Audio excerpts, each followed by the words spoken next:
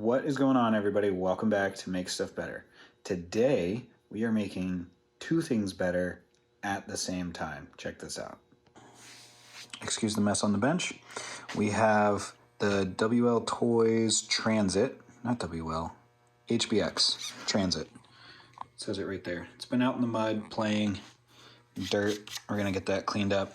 And we also have the Baron drift truck. That's from Banggood. This I got from a hobby shop. It was the last one left. They think it was a return because the wheel was missing. It was missing a wheel nut, and this is the spare tire that goes on here. There's no screw to hold that spare tire on, so I gotta get a new one of those. But I got a good deal on it. What we're doing is making this one faster and this one smoother. It'll also be slower. But this is the brushless one, which is terrible for drifting because the modulation on the throttle is absolutely horrendous with this particular brushless motor. You can upgrade the brushless motor to a different one and you'll get better modulation, especially at low speed. And I might do that again. You can get better modulation if you get a different motor with this one. So I might do that eventually, but for now, I'm gonna take the power system out of this, I'm gonna put it in there, and this is the brushed model. So I'm gonna take the power system out of here and swap it into there. So hopefully this one will drift better when I'm done, and this one will go faster. So to start, we've got a screw here, and I think there's one or two underneath. And then this whole cage, even this part, this will all rock up about, it'll turn around these screws, so that acts as your hinge, and it just pulls forward and we can get to everything underneath. All right, update. I had trouble the last time I got this off because these posts right here slide into this little guy right here, and they want to like pivot around this way. They don't want to come up if you leave these screws in and use that as a hinge. So I just undid those screws, came off super easy. You just want to pull the light because we don't want to damage that. So I got to figure out how to get that out. So they don't give you anything to grab onto with that connector, but it's cool. There's a spot for two other wires, so you could probably wire up some regular headlights in the bumper or maybe tail lights or something, because it's got the lights on the roof. So don't try and pull the spur gear off of there, which is right here. My Allen key is stuck in the grub screw because I tried taking it out without heating it. It's definitely Loctited on there because I almost stripped it out, but then as soon as I hit it with some heat, it came right off. So make sure you hit that with heat before. Just be careful of your metal or your plastic spur gear there. Look at all of that sand that's gotten into the gearbox. There's a cover that goes over top of this, and I guess it doesn't seal it very well, so be aware of that. Clean it out once in a while. There it is. Power system's out. There's the power system. Now this does actually have a 2-speed transmission operated by this servo here, which runs a spring lever or a push rod in the shape of a spring and actuates this push rod in and out. I don't know if I'll be able to operate that on the Baron truck. It does have another channel for the lights, but it's the wrong kind of plug. I think. We're gonna find out. All right, on the Baron, you pull out these 7 screws, 2 here, 4 on all corners of your spur gear, and 1 right there on top of the motor. And this chassis stiffener will come out. I don't know that it's actually a stiffener, it's pretty flexible. And I'm sure it provides some stiffness. And now we are into, oh, a little rusty. Must have gotten wet. We're into here, and let's see what we need to do to get that out. 2 screws in the bottom, right there. Motor's attached to that. And the motor lifts right out. Just gotta unstick the power system. It looks like there's only one position for that. So this motor's smaller around than this motor. I don't know if it'll fit in here or if those holes will line up, because if they don't line up, this project is a no-go. Again, this pinion gear was on with Loctite, so a little heat came right off.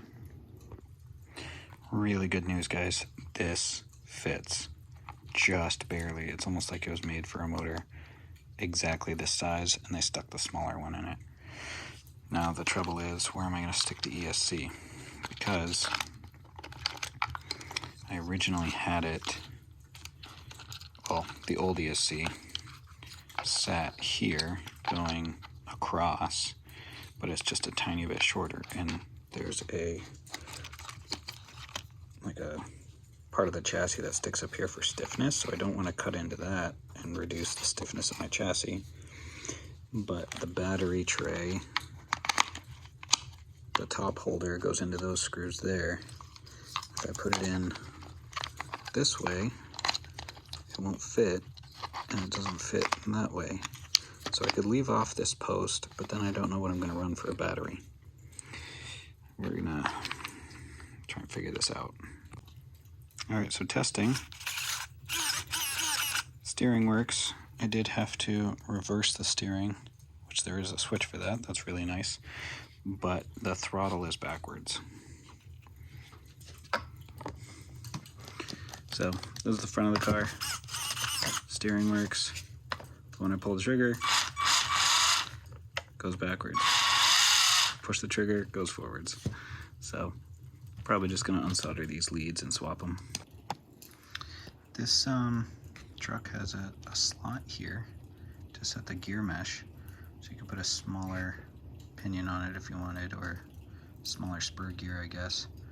And then you get a little bit of adjustment there, but I guess if you just swap the spur and the pinion, it can stay basically right where it is. I cleaned up a lot of the dirt that was in here. I'm going to clean up some more before I put it back together. I'm going to try and get the rest of this cleaned up so that it's in good shape. And let's get this brushless motor in here. Something I find interesting is the heatsink on here was like stuck on. I wonder if that was with like a special heatsink glue, or if it was just any kind of glue.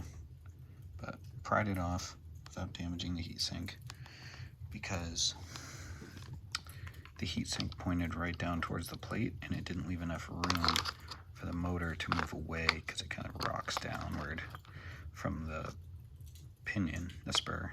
So there wasn't enough space to get the pinion on there. And I couldn't swap pinions because the other car only has one space for it. So it's not adjustable.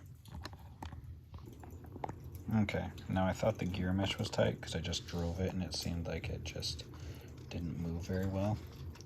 But if you look at this, you can see the spur gear moves just barely independently of the pinion, which means mesh is perfect. But this motor is just so stiff. So I did run it in the water to clean it out because there was like all kinds of sand caked in here. And it might have to work the brushes in for a little bit after that. I don't know. We'll see.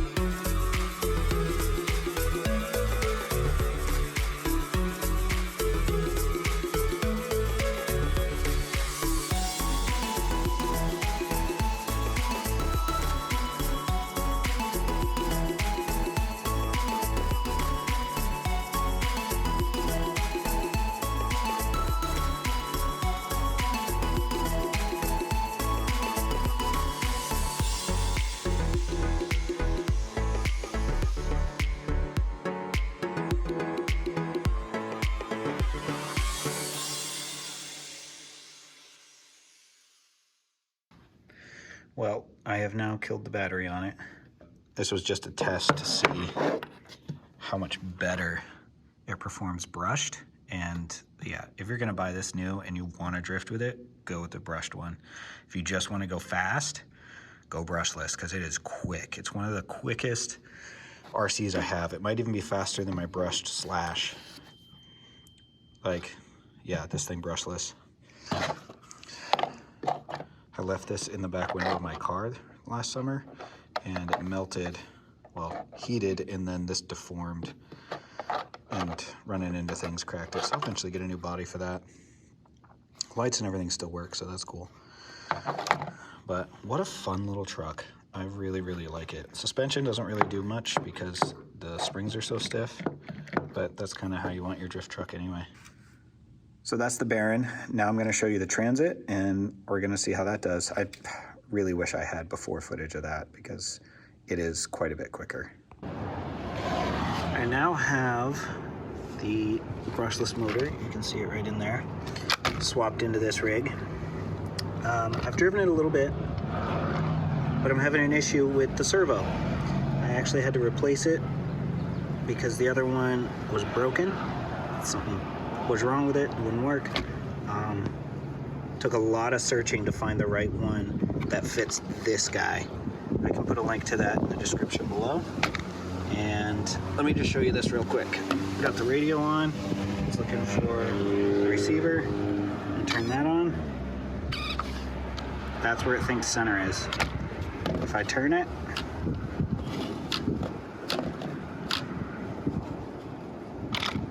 so it'll move. Now it's not turning. It was turning before. There it is. So I can get it to turn, but that's where it thinks center is. All right, body's off. I have taken the steering horn off of the servo, which is right here. I'm now going to turn the car on and let's see what happens. So it should be centered. I'm going to stick the horn back on. I'll straighten out the wheels. I'll straighten out the trim on the radio. And well, before we do that, that seems normal.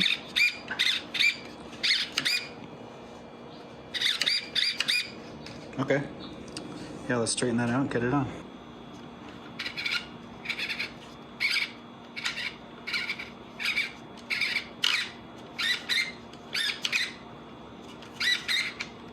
Looks like it's all better. I did do that once before and I don't remember which direction I did it to, but it's now seems like it's gonna be okay. We'll adjust the trim a little bit and we'll get it. That's me adjusting the trim knob. And we'll get some running footage of this. We'll see how much faster it goes.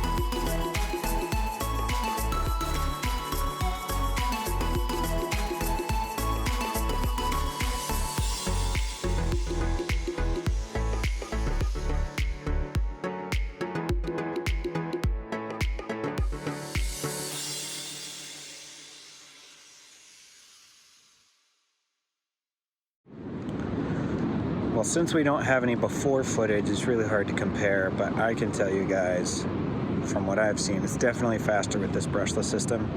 I don't love the brushless system. It's really designed for the drift truck, and I think the steering it's every company calls it something different. TSM, it's basically your steering management when you start drifting. It keeps you in a straight line. I think that's messing it up because I also don't have the ESC mounted down to the base of the truck, and so it flops around, and I think that's just throwing it off all over the place.